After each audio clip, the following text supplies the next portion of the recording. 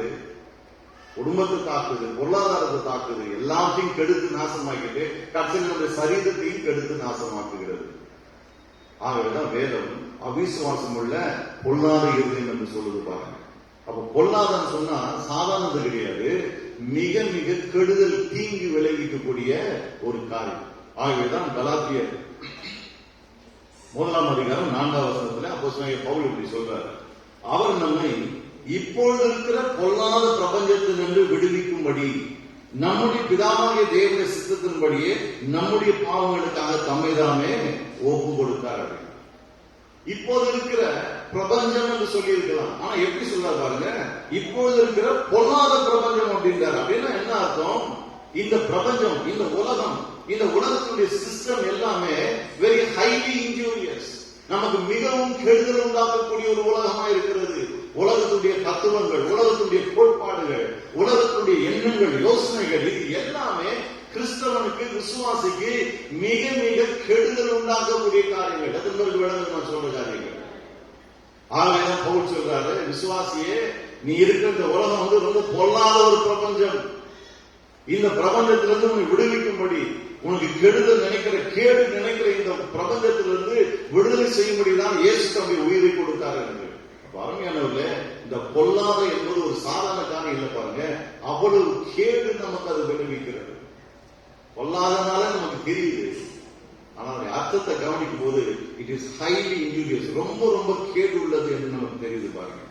சரி, வேற எந்த விதத்துல எல்லாம் நம்முடைய இருதயம் பொல்லாத இருதயமாய் மாறுகிறது? அவிசுவாசம் உள்ள பொல்லாத இருதயம் வாசிக்கிறோம் இல்லையா? வேறு எதையெல்லாம் வேதம் பொல்லாத என்று சொல்லுகிறது? அதை கவனிக்கணும் பாருங்க. நம்முடைய ஆண்டவராகிய இயேசு கிறிஸ்து 2 இடத்துல இந்த பொல்லாத என்ற வார்த்தையை பயன்படுத்துகிறார். அந்த எபிரேயர்ல வருகிற அதே கிரேக்க வார்த்தை தான் நம்ம ஆண்டவராகிய இயேசு கிறிஸ்துவும் பயன்படுத்துகிறார் என்பதை பார்க்கிறோம். எங்க? மத்தேயு 16 அதிகாரம் 4 வசனம். மத்தேயு 16:4. இங்க ஆண்டவர் சொல்றாரு, இந்த பொல்லாத விபச்சார சந்ததியா அடையாளம் தேடுகிறார்கள்.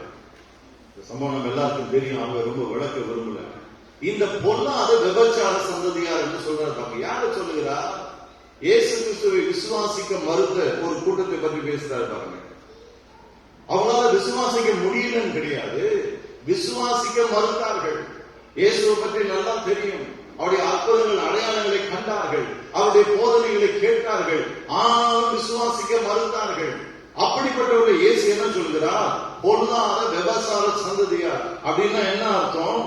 இவர்களுக்குள்ளே ஆவிக்குரிய வெளிச்சம் இல்லை, இவர்களுக்குள்ளே ஆவிக்குரிய புரிதல் இல்லை. ஆகவே அப்படிப்பட்ட மக்களை பார்த்து பொல்லாதவர்கள் என்று நம்முடைய ஆண்டவராக இயேசு கிறிஸ்து சொல்லுகிறார். அருமையானவர்களே, இந்த பொல்லாத என்பது ஒரு சாதாரண காரியம் அல்ல. பொல்லாத என்பது எதை குறிக்கிறது? ஆவிக்குரிய வெளிச்சம் இல்லாதவர்களை குறிக்கிறது பாருங்க. ஸ்பிரிச்சுவல் இன்சைட், ஆவிக்குரிய புரிதல் இல்லாதவர்கள். சில பேர் பாத்தீங்களா, நிறைய வசனத்தை கேட்பாங்க, ஆனா எதுவுமே விளங்காது பாருங்க. ஆவிக்குரிய புரிதல் இல்ல. விளங்காதுன்னு சொன்னா அவங்களுக்கு விளங்குலன்னு ஒண்ணும் கிடையாது, அவங்க விளங்கி கொள்ள விரும்பவில்லை. ஏன்னா எல்லாத்துக்கும் மனசுல ஒரு கேள்வி எழும்பும், எல்லாத்துக்கும் ஒரு சந்தேகம் எழும்பும். இவர் இப்படி பேசுறாரு, அவர் அப்படி பேசுறாரு, இவர் இப்படி சொல்றாரு, அவர் அப்படி சொல்றாரு. விளங்கி கொள்ள விரும்பாதவர்கள் பாருங்க, ஆவிக்குரிய புரிதல் இல்லாதவர்கள். இயேசு அப்படிப்பட்ட மக்களை பார்த்து சொல்றாரு, இவர்கள் பொல்லாத இருதயம் கொண்டவர்கள் என்று சொல்லி. நம்முடைய இருதயம் எப்படி இருக்கு? நாம தான் ஆராய்ந்து பார்க்கணும் பாருங்க. விளங்க மாட்டேங்கதா அல்லது விளங்க அந்த விளக்கத்தை ஏற்றுக்கொள்ள மறுக்கிறோமா? இந்த வேலை பாருங்க, பரிசெயரை போல நம்ம ஏற்றுக்கொள்ள மறுப்போம் என்று சொன்னா நம்முடைய இருதயம் பொல்லாத இருதயமா இருக்கிறது என்பதை நாம் மறந்து விடக்கூடாது. சரி, இயேசு இன்னொரு இடத்துல இந்த பொல்லாத இந்த வார்த்தையை பயன்படுத்த, அதை எங்கேயும் பார்க்கலாமா? லூக்கா 19 அதிகாரம் 20-22 வரைக்கும் வாசிக்கும். லூக்கா 19:20-22 வரை. பின்பு வேறொருவன் வந்து, ஆண்டவனே, இதோ உம்முடைய ராத்தல், இதை ஒரு சீலையிலே வைத்திருந்தேன். நீர் வைக்காததை எடுக்கிறவரும் விதைக்காததை அறுக்கிறவருமான கடினமுள்ள மனுஷன் என்று அறிந்து உமக்கு பயந்து இருந்தேன் என்றான்.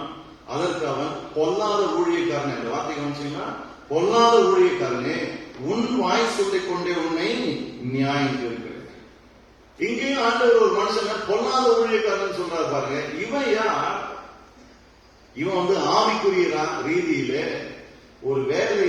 லாயக்கற்றவன், எஜமானியை குற்றம் சொல்லுகிறவன், எஜமானை புரிந்து கொள்ளாதவன், எஜமானை புரிந்து கொள்ள முயற்சி செய்யாதவன்.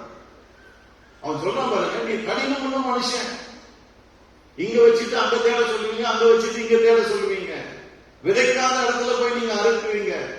எஜமானை குற்றம் சாட்டுறான் பாருங்க. அவனை பார்த்து சொல்றாரு, பொல்லாத ஊழியக்காரனே, பொல்லாத மனுஷனே அப்படின்னு சொல்லிட்டு. அப்படின்னா என்ன அர்த்தம்?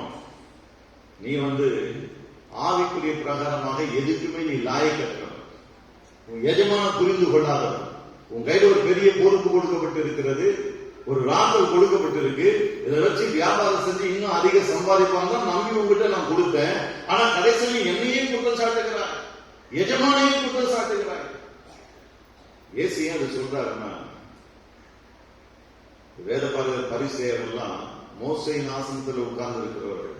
அப்படின்னா மிகப்பெரிய ஒரு பொறுப்பை தேவன் அவர் கொடுத்திருந்தார்.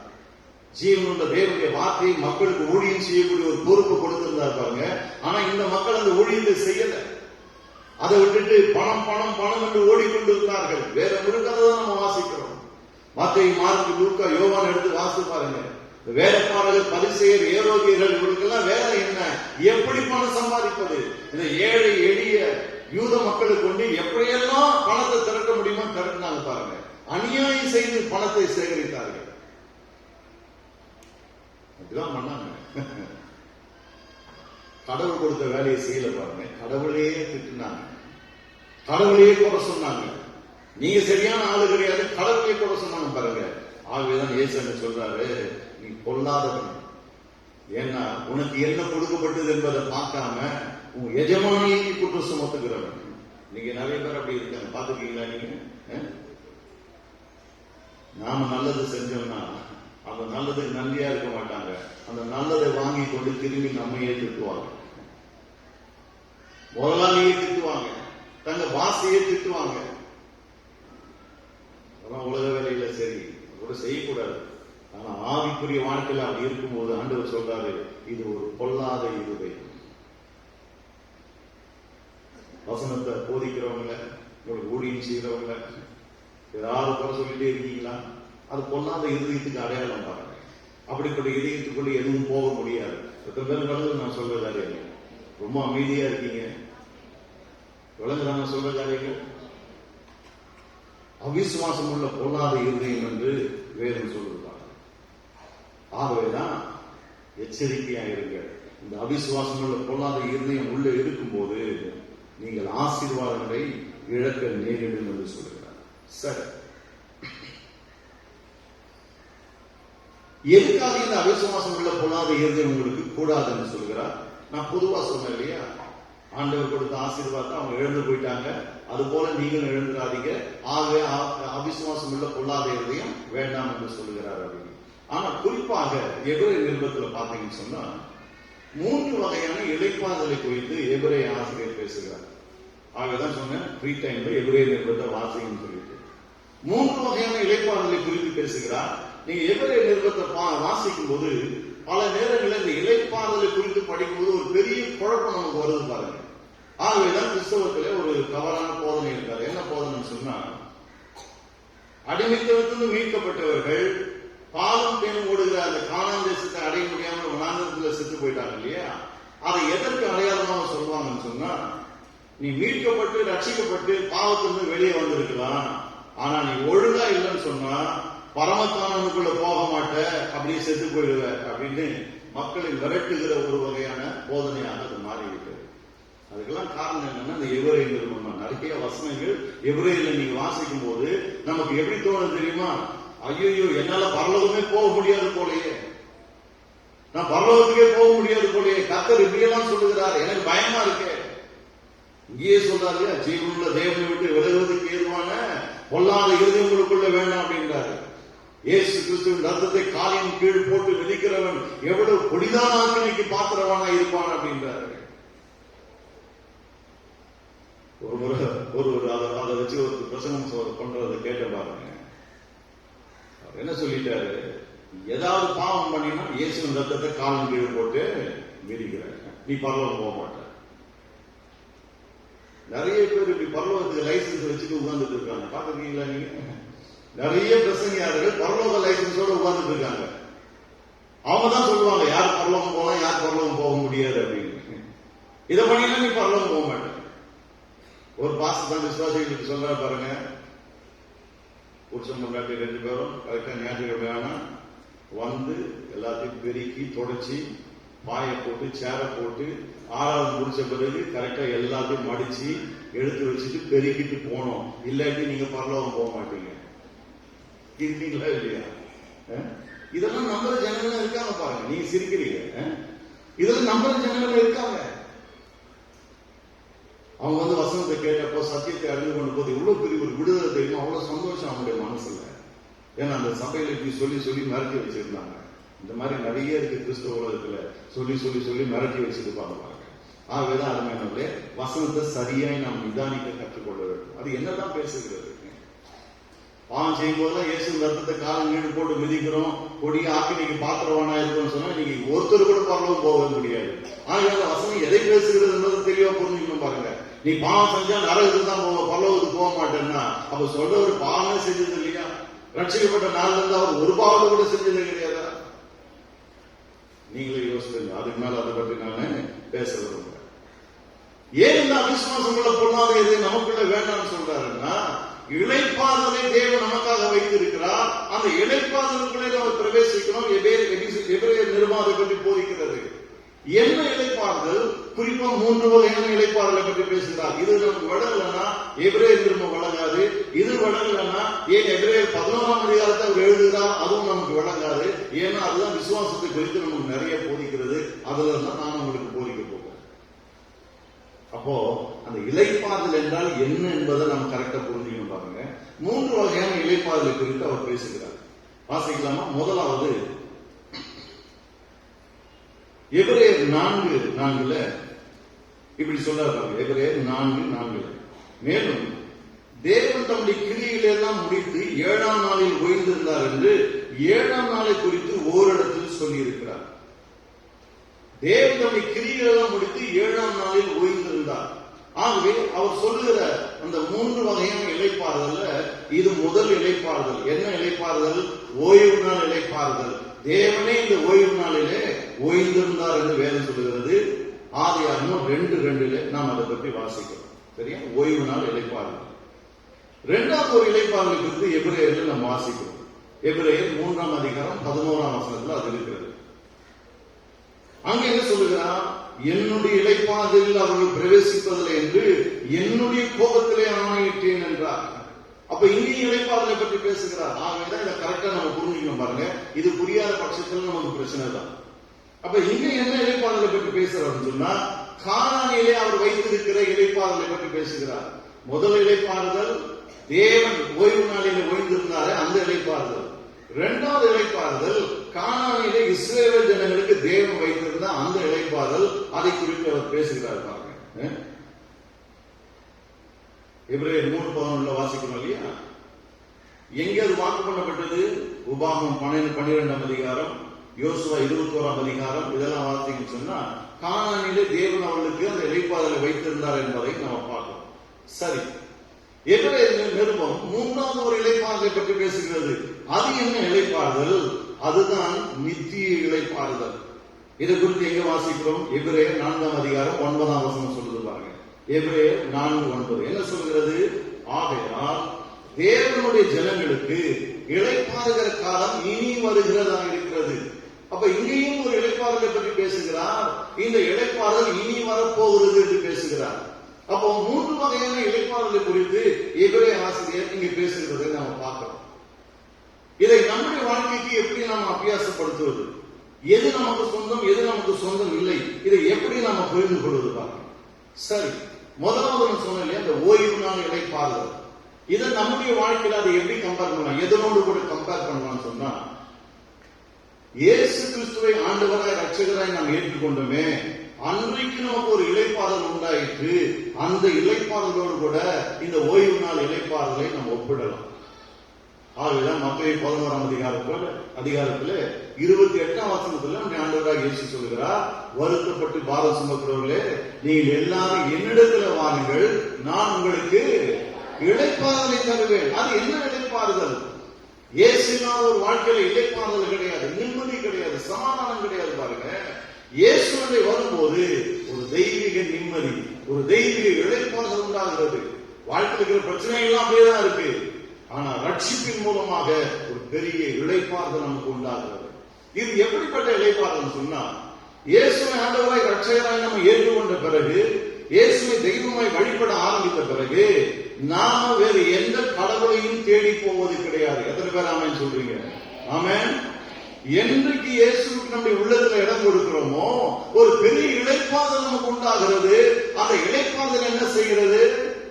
யாரை என் வாழ்க்கையில கண்டுபிடிக்கணுமோ நான் கண்டுபிடிச்சிட்டேன், கர்த்தருக்கு ஸ்தோத்திரம். யார் என் வாழ்க்கையில இருக்கணுமோ அவர் என்னுடைய வாழ்க்கையில் இருக்கிறார்.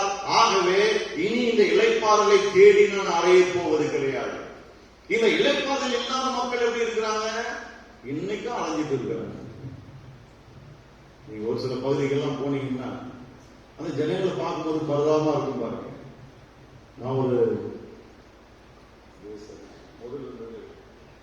நான் ஒரு குறிப்பிட்ட இடத்துல ஊழியம் செய்ய போகும். பாருங்க, ஞாயிற்றுக்கிழமை நான் போகும்போது பாத்தீங்கன்னா ஒரு மூட்டை மாதிரி கட்டி எடுத்துக்கிட்டு வெறும் காலில் அந்த குறிப்பிட்ட கலர்ல வேட்டியை கட்டிக்கிட்டு எல்லாரும் நடந்து போயிட்டு இருப்பாங்க. அவங்களை பார்க்கும்போது எனக்கு ரொம்ப வருத்தமா இருக்கும். ஏன்? இளைப்பாறுதலை தேடி அலைகிறார்கள். ஜீவனுள்ள தேவனை அறியாமல் எதையோ தெய்வம் என்று தேடி அலைந்து கொண்டிருக்கிறார். ரொம்ப வருத்தமா இருக்கும். பாருங்க, ஜெபிப்பு, ஆண்டவரே இந்த மக்களுடைய மனக்கண்களை திறந்தவர்கள், நீரே ஒன்றான மெய் தெய்வம் என்பதை அவர் அறிந்து கொள்ள வேண்டும். அதை அறிந்து கொண்ட பிறகு இந்த தேடுதல் இருக்காது, இந்த அலைச்சல் இருக்காது. எத்தனை பேர் ஆமென் சொல்றீங்க? அப்ப அருமையானவர்களே, அந்த ஓய்வு நாள் இளைப்பாறுதல் என்பது எதை குறிக்கிறது? தேவனை ஓய்வு இருந்தார். பாருங்க, இயேசுவை நம்முடைய வாழ்க்கையில் ஆண்டவராக ரட்சகராக ஏற்றுக்கொண்ட பிறகு உண்டாகிறது இளைப்பாறுதல். அந்த இளைப்பாறுதலுக்கு அது ஒப்பா இருக்கிறது. இந்த இளைப்பாறுதல் இரண்டாவது முறை நம்ம தேடுறதே கிடையாது. பாருங்க, ஒரு முறை நாம ரட்சிக்கப்பட்டுட்டோம், திரும்ப திரும்ப ரட்சிக்கப்படுவது கிடையாது. ரட்சிக்கப்பட்ட அன்னைக்கு நம்முடைய உள்ளத்துல வந்து ஆண்டவர் ஒரு பெரிய இளைப்பாறுதல் நமக்கு தருகிறார். ஆமென். அப்போ முதல் இளைப்பாறுதல நம்முடைய ரட்சிப்போடு கூட நம்ம ஒப்பிடலாம். இரண்டாவது இளைப்பாறுதலை எதோடு கூட ஒப்பிடுகிறது? இரண்டாவது பற்றி பேசுறதுக்கு முன்னாடி மூணாவது பற்றி பேசுறேன். நான் சொன்னேன் இல்லையா, வசனம் என்ன சொல்கிறது? நித்திய இளைப்பாறுதல், தேவ ஜனங்களுக்கு இளைப்பாறுதல் இனி வருகிறதா இருக்கிறது. இது என்ன இளைப்பாறுதல்? நித்திய இளைப்பாறுதல். அப்போ இந்த மூன்று இளைப்பாறுதலுக்கும் மூலதனமா இருப்பது இந்த முதல் இளைப்பாறுதல், இயேசு கிறிஸ்து வாழ்க்கையில ஆண்டவராய் ரட்சகராய் வருவது. அவர் வாழ்க்கையில வந்தவுடனே ஒரு இளைப்பாறுதல் கிடைக்கிறது. அந்த இளைப்பாறுதல் இந்த உலகத்தில் வாழும்போது உடனடியே கிடைக்கிறது. அந்த இளைப்பாறுதலை இப்போ நாம் எல்லாரும் அனுபவித்துக் கொண்டிருக்கிறோம். ஆனா அந்த மூன்றாவது இளைப்பாறுதல் இனி நமக்கு வரப்போகிற இளைப்பாறுதல். எதற்கு விளைவு சொல்றாரு? ஆமென். இனி வரப்போகிறது இந்த இளைப்பாறுதல் நோக்கி ஒண்ணு, நாம் இந்த உலகத்துக்கு கண்ணை மூடிட்டு அங்க போய் சேரலாம், அல்லது இயேசு நம்ம பேசிட்டு இருக்கும் போதே வந்துட்டாருன்னா நேரம் அந்த இளைப்பாறுதலுக்குள்ளாக நம்ம போகிறோம். விசுவாசிக்கிறீங்களா நீங்க? ஆமென். அப்போ வருகிற இளைப்பாறுதல் என்றால் என்ன? ஒண்ணு, கண்ணை மூடி நாம் அங்க போனோம், அல்லது அவர் வரும்போது அவர் வருகையில எடுத்துக் கொள்ளப்படுறாரு. எத்தனை பேர் நான் போவோம்னு தைரியமா சொல்ல முடியும்? ஆமென். அப்போ பாருங்க, முதல் இளைப்பாறுதல் நமக்குள்ள நிச்சயமா இருக்கு. அந்த முதல் இளைப்பாறுதல் கொடுக்கிற இன்னொரு நிச்சயம் என்னன்னு சொன்னா, மூன்றாவது இளைப்பாறுதலுக்குள்ள நிச்சயமாக நான் பிரவேசிப்பேன். ஹல்லேலூயா. அப்போ 1, 3 நமக்கு கன்ஃபார்ம். கரெக்டா? ரட்சிப்பின் மூலமா இளைப்பாறுதல், பிறகு கண்டிப்பா மோட்ச லோகம் போய் அந்த நித்திய இளைப்பாறுதலை பெற்று அனுபவிப்பேன் என்கிற அந்த நம்பிக்கை. அப்போ அந்த 3 இளைப்பாறுதல்ல 2 இளைப்பாறுதல் நமக்கு கன்ஃபார்ம். ஒன்னை இப்போதே பெற்று அனுபவித்துக் கொண்டிருக்கிறோம், இன்னொன்னு அங்கு போய் அனுபவிக்க போகிறோம். அப்ப ரெண்டாவது என்ன? நான் சொன்னலையா, கானானில் இளைப்பாறுதல் சொல்லிட்டு இதை குறித்து எபிரேயர் நிருபத்தில் என்ன வாசிக்கிறோம் சொன்னா, தேவன் வாக்கு பண்ணின அந்த இளைப்பாறுதலை தான் அவர்கள் அவிசுவாசம் உள்ள பொல்லாத இருதயத்தினாலே இழந்து போய்விட்டார். நல்லா கவனிங்க. இந்த இரண்டாவது இளைப்பாறுதலை பெறுவதில் தான் நமக்கு போராட்டம். இந்த இரண்டாவது இளைப்பாறுதலை பெறுவதில் தான் நமக்கு சிக்கல். ஏன்னா அந்த ஜனங்கள் போயிட்டு வந்து என்ன சொல்லிட்டாங்க, அந்த தேசத்திலே ராட்சதர்கள் இருக்கிறார்கள், அந்த தேசம் தன் குடிகளை பட்சிக்கிற தேசம், அவருடைய பார்வையிலான வெட்டுகிளிகளை போல இருந்தோம், நம்மால உள்ள போக முடியாது, சுதந்திரிக்க முடியாது, அவிசுவாச வார்த்தைகளை பேசிட்டே இருந்தாங்க. அவிசுவாச வார்த்தைகளுடைய மூலம் என்ன? அவிசுவாசம் உள்ள பொல்லாத இருதயம். அந்த பொல்லாத இருதயத்தினால இந்த எல்லா தடைகளையும் தாண்டி நம்மால உள்ள பேரு சுதந்திரிக்க முடியும். ஏன்னா வாக்கு பண்ணினவர் தேவன் என்பதை அவர்களால் விசுவாசிக்க முடியவில்லை. எத்தனை பேருக்கு வளர்ந்து சொல்றாரு? அருமையானவர்களே, இன்றைக்கு நம்முடைய வாழ்க்கைக்கு அதை நம்ம எப்படி எடுத்துக்கொள்ளலாம்? முதல் இளைப்பாறுதலுக்குள்ள இருக்கிறோம், மூன்றாவது இளைப்பாறுதலுக்குள்ள நிச்சயமா போய் சேருவோம். இரண்டாவது இளைப்பாறுதல் தான் இன்றைக்கு நமக்கு தேவை. எத்தனை பேருக்கு வளர்ந்து சொல்றாரு? அது என்ன? பாலும் தேனும் ஓடுகிற அந்த கானானுக்குள்ள காலடி எடுத்து வைத்து கர்த்தர் கொடுத்த நன்மைகளை ருசிப்பார்கள். ஹல்லேலூயா. இன்னைக்கு நிறைய பேர் இந்த நன்மைக்குள்ள, இந்த இளைப்பாறுதலுக்குள்ள பிரவேசிக்க முடியாம தடுமாறி கொண்டிருக்கிறதை நாம் பார்க்கிறோம். எபேசியர் 1ஆம் அதிகாரம் 3ஆம் வசனத்துல வாசிங்கன்னா வேதம் ரொம்ப அழகா சொல்லுகிறது, கிறிஸ்துவுக்குள் உன்னதங்களிலே ஆவிக்குரிய சகல ஆசீர்வாதங்களாலும் கர்த்தர் நம்மை ஆசீர்வதித்து இருக்கிறார்.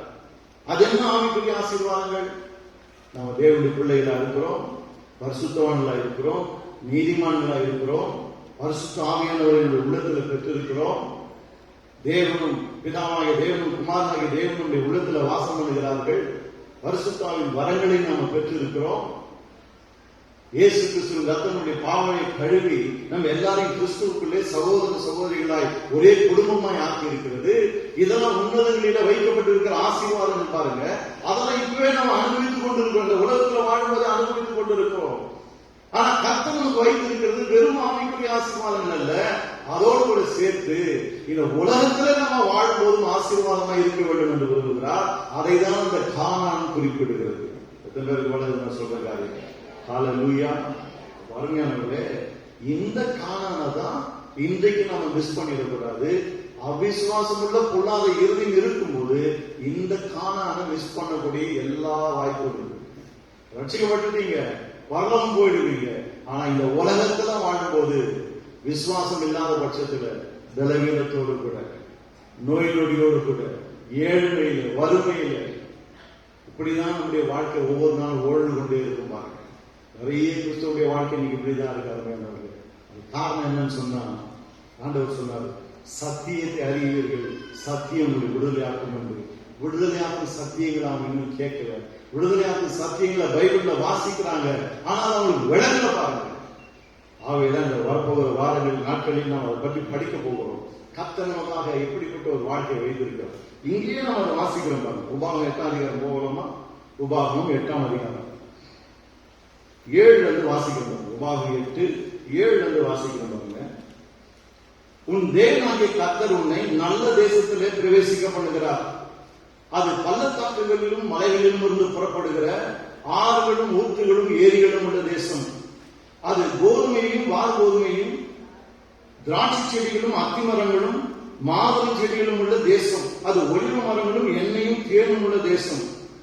அது தாழ்ச்சி இல்லாமல் அப்பம் புசிக்கத்தக்கதும் ஒன்றும் உனக்கு குறைவுபடாதமான தேசம். எத்தனை பேருக்கு வழங்குது? வாசிக்கிறீங்களாங்க? தேவன் வைத்திருக்கிற ஆசீர்வாதம். இந்த இளைப்பாறுதல் எப்படிப்பட்ட இளைப்பாறுதல்? எப்படிப்பட்ட இளைப்பாறுதல்? நல்லா தான் சொல்லுங்க. ஒன்றும் குறைவுபடாதமான தேசம் அப்படின்னா, குறைவுபடும் போது ஒரு இளைப்பாறுதல் இல்லாம போடுவாங்க. ஆனா எதுவுமே குறைவுபடாம இருக்கும் போது எப்படி இருக்கு வாழ்க்கை? எப்படி இருக்கு? நல்லா தான் சொல்லுங்க. சூப்பரா. எப்படி இருக்கு? சூப்பரா இருக்கு. உள்ள படம் அடிக்க தேவையில்லை. அடுத்த மாதம் ஃபீஸ் எப்படி கட்ட போறோம்னு யோசிக்க தேவையில்லை. வாடகை எப்படி கட்டுவோம்னு யோசிக்க தேவையில்லை. இந்த வாடகை வீட்டிலேயே எத்தனை நாள் கஷ்டப்படுறதுன்னு யோசிக்க தேவையில்லை. என் பிள்ளைகளுடைய எதிர்காலம் என்ன ஆகும் யோசிக்க தேவையில்லை. ஏன்னா இந்த இளைப்பாறுதல் என்ன செய்கிறது?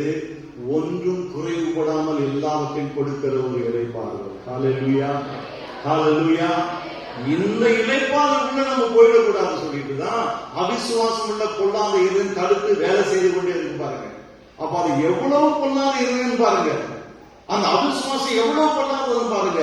ஒரு குறைவும் இருக்கக்கூடாது என்று கர்த்தர் விரும்புகிறார். அப்படிப்பட்ட இளைப்பாறுதல் நம்ம இருக்கணும்னு கர்த்தர் விரும்புகிறார். அந்த பொல்லாத இருதயம், அந்த இளைப்பாறுதலே நமக்கு கூடாதுன்னு சொல்லிட்டு அதை நம்ம விட்டு விலக்கி வச்சுட்டு எப்ப பார்த்தாலும் ஒரு நிம்மதியற்ற ஒரு நிலையை நமக்கு தருவாங்க. ராத்திரி படுத்தா தூக்கம் இல்லை, புரண்டு படுக்கிறது, காலையில சீக்கிரமா எழுந்துக்கிறது, சதா யோசிச்சுக்கிட்டே இருக்குது, என்ன பண்ணுவேன் நான், ஐயோ இதை கட்டணுமே, அதை பண்ணணுமே, இதை செய்யணுமே, என்ன பண்ணுவேன் தெரியலையே, இங்க கேட்கலாமா, அங்க கேட்கலாமா, இங்க லோன் போடலாமா, அங்க லோன் போடலாமா, மனசுக்கே அலப்பாஞ்சு கொண்டே இருக்கு பாருங்க. கர்த்தர் எப்படிப்பட்ட இளைப்பாறுதலுக்குள்ள நாம் இருக்கணும்னு விரும்புறாரு? ஒன்றும் குறைவுபடாத ஒரு இளைப்பாறுதல். ஹல்லேலூயா. பக்கத்துல பார்த்து சொல்லுங்க, ஒன்றும் குறைவுபடாத இளைப்பாறுதல். ஆமென். இது குறைவுபடாம இருந்தாலும் அந்த இளைப்பாறுதல் வரும். எத்தனை பேர் நான் சொல்ற காரியம். ஹல்லேலூயா. இப்ப கர்த்தருடைய உள்ளத்தை பார்த்தீங்களா? அவனுடைய பாவங்களை எல்லாம் மன்னித்து அப்படி பிள்ளைகளாக்கிட்டு உன்னை நரகத்தை வந்து காப்பாத்திட்டேன், எப்படியாவது இந்த உலகத்துல எதையாவது பண்ணி தச்சும் பொழைச்சும் பரவது வந்து சேர்ப்போ அப்படின்னு நண்பர் பாருங்க. இந்த உலகத்துல நம்ம இளைப்பாறுதலோடு கூட வாழ வேண்டும் என்று விரும்புகிறார். எப்படிப்பட்ட இளைப்பாறுதல்? ஒன்றும் குறைவுபடாத இளைப்பாறுதல். ஹல்லேலூயா. மனசு ஆழமா வைக்கணும் பாருங்க. இதுதான் கர்த்தர் எனக்கு என்று விரும்புகிற ஒரு வாழ்க்கை. இதுதான் கர்த்தர் எனக்கு என்று விரும்புகிற ஒரு வாழ்க்கை. என் அப்பா இதைதான் எனக்கு என்று விரும்புகிறார். இதுக்காக தான் சிலுவையில உயிரை கொடுத்தார், என்னை ரட்சித்துக்காரு. மோட்சலோகம் போவேன், ஆனா இந்த உலகத்துல நான் எப்படி வாழ போகிறேன்? ஒரு குறையும் இல்லாமல் நான் வாழ போகிறேன். ஹல்லேலூயா. அது மனசுல ஆழமா இறக்கணும் பாருங்க. பல நேரங்களில் நம்முடைய ஆழ் மனசுல என்னென்னமோ போய் உட்கார்ந்துட்டு இருக்கு, தேவையில்லாத உட்கார்ந்துட்டு இருக்கு. ஆனா இதுதான் போய் உட்கார்ந்து, எது உட்காரணும்? ஒன்றும் குறைவுபடாத ஒரு இளைப்பாறுதல். ஹல்லேலூயா. எல்லாம் நிறைவா இருக்கிற, ஏராளம் தாராளமா இருக்கிற இளைப்பாறுதல். இதுதான் ஆதியாகமம் 24 அதிகாரம் வாசித்து பாருங்க. ரொம்ப அழகா அந்த 1ஆம் வசனம் ஒரு காரியத்தை சொல்லுகிறது. ஆதியாகமம் 24:1. அதாவது எடுத்து வாசிக்கிறீங்களா? ஆபிரகாம் வயது சென்று முதிர் வயதானார். கர்த்தர் ஆபிரகாமை சகல காரியங்களிலும் ஆசீர்வதித்து வந்தா. நிறுத்தல ஆசீர்வாதம். 100 வயசுக்கு மேல ஆயிடுச்சு, உனக்கு பிள்ளையும் வந்தாச்சு, இதோட ஆசீர்வாதம் ஸ்டாப்னு சொல்லல பாருங்க. முதிர் வயதில் கர்த்தர் என்ன பண்ணாராம்? ஆசீர்வதித்துக் கொண்டே இருந்தார். ஹல்லேலூயா. இப்ப நீங்க உங்களை பார்த்து என்ன சொல்லணும்? எவ்வளவு வயசானாலும் இப்படிப்பட்ட ஆசீர்வாதம் தான் எனக்கு சொந்தம். ஹல்லேலூயா. பக்கத்துல சொல்லுங்க, வயசானாலும் கர்த்தர் உங்களை ஆசீர்வதித்துக் கொண்டே இருப்பார். ஹல்லேலூயா. விசுவாசிக்கிறீங்களா? எதுல ஆசீர்வாதம்? வசனம் என்ன சொல்லுகிறது? சகல காரியங்களிலும். ஆமென், ஆமென், ஆமென். சகல காரியங்களிலும். பக்கத்துல பார்த்து சொல்லுங்க, எல்லாத்துக்கும் கர்த்தர் உங்களை ஆசீர்வதிப்பார். ஹல்லேலூயா. விசுவாசிக்கிறீங்களா? வெறும் பணத்துல இல்லைங்க, வெறும் பொருள் இல்லை, நல்ல குடும்ப வாழ்க்கை, ஆசீர்வாதமான ஒரு குடும்ப வாழ்க்கை, ஆசீர்வாதமான ஒரு எதிர்காலம். ஆமென். சகல காரியங்கள் உள்ளத்துல வருது. சரி, அடுத்தது என்ன சொல்றாரு பாருங்க. 1 ராஜாக்கள் 4ஆம் அதிகாரம் 20 வாசிக்கிறோம். 1 ராஜாக்கள் 4:20. யூதாவும் இஸ்ரவேலும் கடற்கரை மணலத்தினை ஏராளமாயிருந்து புசித்து குடித்து மகிழ்ந்து கொண்டிருந்தார்கள். வார்த்தைகளை கவனிச்சீங்களா? பைபிள் எடுத்துட்டீங்களா? வார்த்தைகளை கவனிச்சீங்களா? என்ன சொல்லுகிறது? வசனம் என்ன சொல்லுகிறது? இந்த கடைசி 3 வார்த்தைகள் வாசிங்க பார்க்கலாம். புசித்து குடித்து. நல்லா தான் சொல்லுங்க. புசித்து குடித்து. அந்த குடித்துன்னு வேற என்ன வலியுறுத்தி தான் சொல்றேன். ஏன்னா அவங்க நல்லா திராட்சை ரசம் குடிப்பாங்க பாருங்க. திராட்சை ரசம் தான் அவங்களுக்கு என்ஜாய்மெண்ட். அப்ப வேற என்ன சொல்லுகிறது? சாப்பாடை என்ஜாய் பண்ணாங்க, திராட்சை ரசத்தை என்ஜாய் பண்ணாங்க. அதுதான் 3வது சொல்றது, மகிழ்ந்து கொண்டிருந்தார்கள். எத்தனை பேர் இதுதான் என்னுடைய வாழ்க்கை என்று சொல்லுவீர்கள்? பக்கமே வர மாட்டேங்குது. ஒரு ஆமென் கேட்கலாமா? புசித்து குடித்து சந்தோஷமா இருக்கணும்னு ஆசையே இல்லையா? ஆமென். டாக்டர் சொல்லுவாரு, இதை சாப்பிடாத, அதை சாப்பிடாத, ஆப்பிள் சாப்பிடாத, ஆப்பிள் ஒரே ஒரு துண்டு சாப்பிடு, வாழைப்பழம் தொடவே கூடாது அப்படின்னு நான் ரொம்ப யோசிக்கும் பாருங்க. இந்த வெயில் காலத்துல இந்த மாம்பழம் வருது, அங்க எதுக்கு வெயில் காலத்துல கொடுக்குறீங்க? ஏன்னா சாப்பிட்டா சூடாயிடுது, அங்கிருந்து கட்டி வருது. எனக்கு மாம்பழம் தான் ரொம்ப இஷ்டம். மாம்பழம் பிடிக்காதவங்க யாரும் இருக்கு? எல்லாருக்கும் பிடிக்கும் இல்லையா? ஆனா வெயில் காலத்துல சாப்பிட்டா என்ன ஆகுது? அங்கிருந்து கட்டி வருது, சூடாயிடுது. நான் ரொம்ப யோசிப்பேன். அப்புறம் தான் நான் படிச்சு கேட்டுக்கிட்டேன் என்னன்னா, இந்த வெயில் காலம் நம்ம உடம்புல இருக்கிற சாரெல்லாம் உறிஞ்சுது பாருங்க, இருக்கிற எனர்ஜி எல்லாம் எடுத்துருது. இந்த மாம்பழம் போன்ற பழங்களை சாப்பிடும் போது ஏராளமான எனர்ஜியாக நமக்கு திரும்ப தருது. எத்தனை பேர் வளர்ந்து நான் சொல்றேன், அதை சாப்பிடாதான். இன்னொரு சந்தேகம் எனக்கு, இப்ப நீங்க பாத்தீங்கன்னா எல்லா இடத்துலயும் ஆரஞ்சு, கமலா ஆரஞ்சு வைக்கிறாங்க பாத்தீங்களா? இது என்ன சீசன்? இது பனிக்காலம். கமலா ஆரஞ்சு சாப்பிட்டா எப்படி இருக்கும்? ஆமா, குளிர்ச்சியா இருக்கும், சளி பிடிக்கும் சிலருக்கு. அதை நிறைய பேர் சாப்பிட மாட்டாங்க. ஆனா ஏன் ஆண்டவர் பனிக்காலத்துல தான் அனுப்புறாங்க யோசிச்சிருக்கீங்களா நீங்க? ஏன் அனுப்புறாரு தெரியுமா? அதை இப்பதான் தெரிஞ்சுக்கிட்டேன். ஏன்னா இதெல்லாம் எனக்குள்ள கேள்விகள். ஏன்னா எல்லாத்தையும் கர்த்தர் கொடுக்கிறார், சீசனுக்கு சீசன் மாறி மாறி கொடுக்கிறார். அவர் எதையும் அவர் சும்மா செய்யறது கிடையாது. அப்ப ஏன் இந்த குளிர் காலத்துல, சளி பிடிக்கிற காலத்துல வேணுங்க இந்த கமலா ஆரஞ்சு அனுப்புறாரு அவரு? இப்பதான் புரிஞ்சுக்கிட்டேன் என்னன்னா, இந்த பனி காலத்துல ஒரு பெரிய டிஸ்அட்வான்டேஜ் என்ன, வெயில் அடிக்கிறது கிடையாது. என்ன அடிக்கிறது கிடையாது? வெயில் இல்லை. மற்ற நேரத்துல காஞ்சி கருவாடு ஆகும். ஆனா இந்த நவம்பர், டிசம்பர், ஜனவரியில் நமக்கு வெயில கிடைக்கிறது இல்லை பாருங்க. வெயில் படாம இருக்கிறதுனால பாடியில விட்டமின் டியா ஈயா டி விட்டமின் டி குறையுது. ஏன்னா அந்த வெயில் சூரிய வெளிச்சத்துல விட்டமின் டி கிடைக்குது பாருங்க. சூரிய வெளிச்சம் உடம்புல படாதனால விட்டமின் டி குறைகிறது. அது எலும்புகளை பலவீனப்படுத்துகிறது, இன்னும் பல பிரச்சனைகளை கொண்டு வருது. ஆரஞ்சுல நிறைய விட்டமின் டி இருக்கிறது. சிறுமணி வளர்ந்து நான் சொல்றேன். அப்போ சளி பிடிச்சாலும் பரவாயில்ல, ஆரஞ்சு சாப்பிட்டே ஆகணும். விளங்குதே இல்லையா? ஆனா எதையும் சாப்பிடாதன்னு அவங்க நான் தப்பு சொல்லல, தயவுசெய்து தப்பா யோசிக்காதீங்க. தப்பு சொல்லல, என்ன சொல்லுகிறேன்? கர்த்தருடைய இளைப்பாறுதல் நமக்கு என்ன செய்ய தெரியுமா? புசித்து குடித்து மகிழ்ச்சியோடு இருக்கும்படி செய்வது. ஹல்லேலூயா. சம்மர்ல மாம்பழம் சாப்பிடலாம், விண்டர்ல கமலா ஆரஞ்சு சாப்பிடலாம். மற்ற நேரங்களில் என்ன வேணும்னு விரும்பி நாம சாப்பிடலாம். ஏன்னா கர்த்தர் எல்லாவற்றையும் நாம் அனுபவிக்கும்படியாக நமக்கு கொடுத்திருக்கிறார். அது ஒரு இளைப்பாறுதல் பாருங்க. சிலருக்கு அந்த டென்ஷனே இருக்கும். அவங்க சிக்கன் சாப்பிடணும்னு ஆசையா இருக்கும், டாக்டர் சாப்பிடாதான்னு கொடுப்பாங்க. மட்டன் சாப்பிடணும்னு ஆசையா இருக்கும், வாரத்துல ஒரு முறை ஒரு சின்ன துண்டு சாப்பிடுங்க அப்படின்னு. கடைக்காரர்கிட்ட ஒரு சின்ன துண்டு போய் கேட்க முடியுமா? டாக்டர்கள் அவர்களுக்கு தெரிந்ததை சொல்லுகிறார்கள். பரம வைத்தியர் என்ன சொல்றாரு? இது நான் கொடுக்கிற இளைப்பாறுதல், புசித்து குடித்து மகிழ்ச்சியாயிரு. ஹல்லேலூயா. எத்தனை பேருக்கு இருப்பேன்னு சொல்றீங்க? ஆமென். அதை விசுவாசிக்கணும் பாருங்க. இது கர்த்தர் கொடுக்கிற இளைப்பாறுதல். சரி, சாப்பாடு முடியல, இன்னும் இருக்கு. 25 வாசிங்க. சாலமோனுடைய நாளெல்லாம் தான் துவக்கி பெயர்சபா மற்றும் யூதாவும் இஸ்ரவேலும் அவரவர் தங்கள் தங்கள் திராட்சை செடியின் நிழலிலும் தங்கள் தங்கள் அத்திமரத்தின் நிழலிலும் சுகமாய் குடியிருந்தார்கள். ஹல்லேலூயா, ஹல்லேலூயா. அது நல்லா கவனிக்கணும் பாருங்க. வேற ஆண்டவர் சில வார்த்தைகளை இங்க போடுறாரு. என்ன சொல்றா பாருங்க?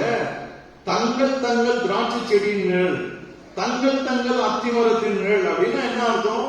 எல்லாருக்கும் சொந்த நிலம் இருக்கு, எல்லாருக்கும் சொந்த வீடு இருக்கு, எல்லாருக்கும் சொந்தமா விவசாயம் பண்ணக்கூடிய அளவுக்கு நிலம் இருக்கிறது.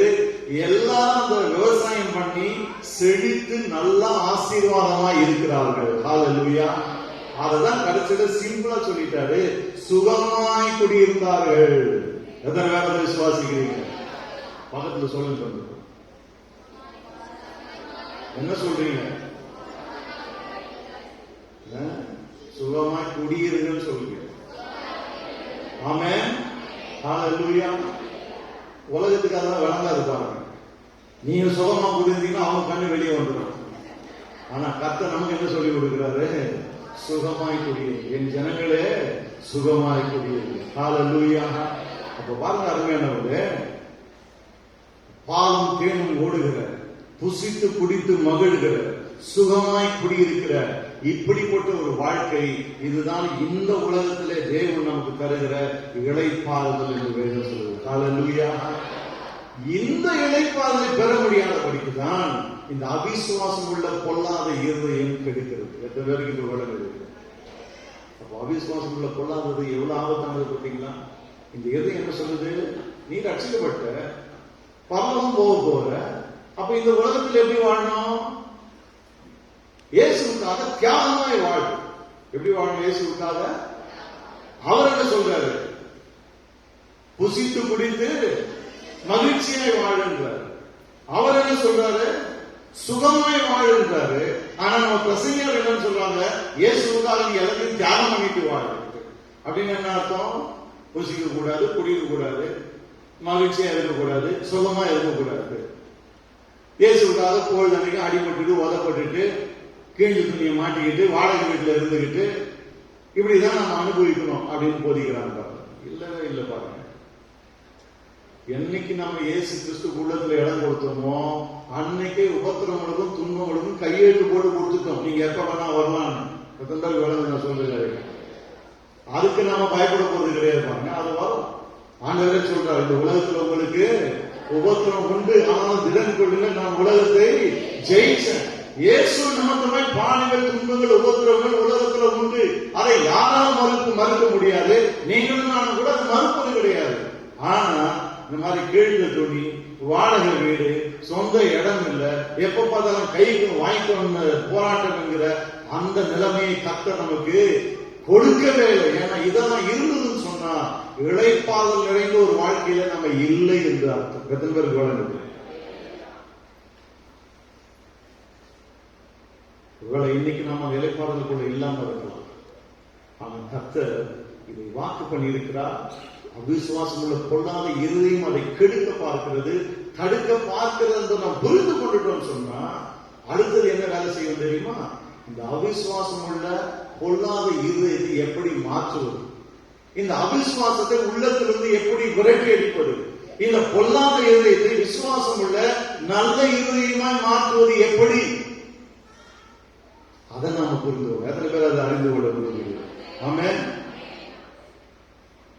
அப்போ அவிசுவாசம் உள்ள பொல்லாத இருதயம் இவ்வளவு நல்ல ஆசீர்வாதம் கெடுத்து குட்டி சோறாக்கும் சொன்னா, அப்ப நல்ல இருதயம், விசுவாசம் உள்ள நல்ல இருதயம் இருக்கும்போது நம்முடைய வாழ்க்கை எப்படி இருக்கும் கொஞ்சம் யோசிச்சுவாங்க. எப்படி இருக்கும் வாழ்க்கை? எப்படி இருக்கும்? சூப்பரா இருக்கும். யார் அது சொல்லுது? வாழ்க்கை சூப்பரா இருக்கும். ஆமென். ஆண்டவர் சிம்பிளா சொன்னார், சுகமாய் குடியிருப்பீர்கள். எப்படி குடியிருப்பீர்கள்? சுகமாய் குடியிருப்பீர்கள். இது ரெண்டுத்தையும் உங்க வீட்டு செவத்துல எழுதி போட்டு வைங்க. எது ரெண்டுத்தையும்? புசித்து குடித்து மகிழ்ந்து கொண்டிருந்தார்கள், சுகமாய் குடியிருந்தார்கள். அந்த நிலைமைக்கு நீங்க வர்ற வரைக்கும் வீட்டுல கொட்டை எழுத்துல அது இருக்கணும். வீட்டுக்குள்ள நுழையும் போது அதான் கண்ணுக்கு தெரியணும், வீட்டுல இருந்து வெளியே போகும்போது அதான் கண்ணுக்கு தெரியணும். என்னது அது? புசித்து குடித்து மகிழ்ந்து கொண்டிருந்தார்கள். ஆமென். வேற கூட சாப்பிடக்கூடாதுங்க, கஷ்டப்பட்டு வாழ்ந்து கொண்டிருக்க கூடாது, சுகமாய் குடியிருக்க வேண்டும் என்று கர்த்தர் சொல்கிறார். ஹல்லேலூயா.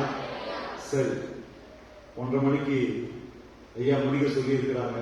ஒரு 5 நிமிஷம் முன்னாடியே முடிச்சிருக்கேன். நாளைக்கு காலையில இந்த நல்ல இருதயம், விசுவாசம் உள்ள நல்ல இருதயம் என்ன, அதை என்னெல்லாம் அடங்கி இருக்கிறது, நம்முடைய பொல்லாத இருதயத்தை எப்படி நல்ல இருதயமாய் மாற்றி இப்படிப்பட்ட ஒரு இளைப்பாறுதலுக்குள்ளே நம்ம பிரவேசிக்க முடியும் என்பதை நாம படிக்க போறோம். எத்தனை பேர் ரெடியா இருக்கு? ஆமென். ஏன்